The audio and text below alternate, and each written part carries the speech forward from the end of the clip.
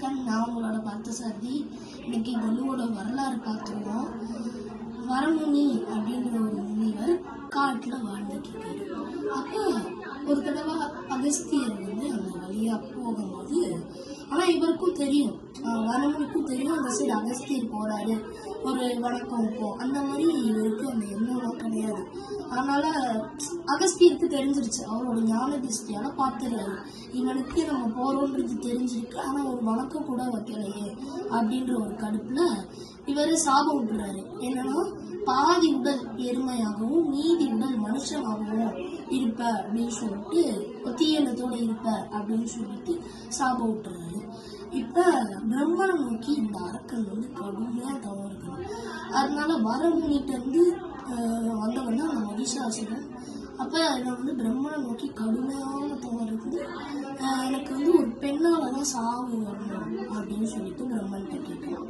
பிரம்மனும் ஆகட்டும் அப்படின்னு சொல்லிட்டு சொல்லிடுறாங்க. அப்ப இந்த சைடு நம்ம இந்த சைடு பாத்தீங்கன்னா காளியம்பாள் இருக்காங்க. அப்ப சண்டு முண்டு அப்படின்றவங்க இவங்கள கட்டுக்குள்ள கொண்டு வந்துடணும், பவர்லாம் இவங்களோட காளியம்பாளோட பவர்லாம் நம்ம எடுத்துக்கணும் அப்படின்னு சொல்லிட்டு காளியம்பாளோட பவர்லாம் எடுக்கிறக்காக சும்பன் நிசும்பன் அப்படின்ற 2 பேர் தான் சண்டு முண்டைய அனுப்புறாங்க. அப்ப சண்டு முண்டு ஃபர்ஸ்ட் போறாங்க.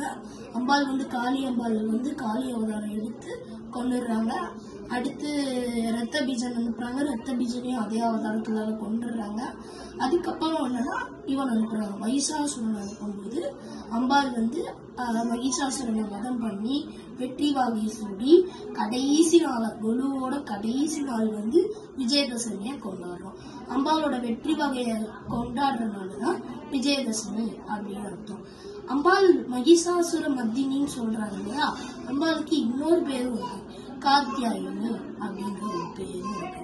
காத்தியாயினி முனிவரோட முதலா பிறந்தனால அம்பாளுக்கு காத்தியாயினி அப்படின்னு பேர் வந்துச்சு. நன்றி, வணக்கம்.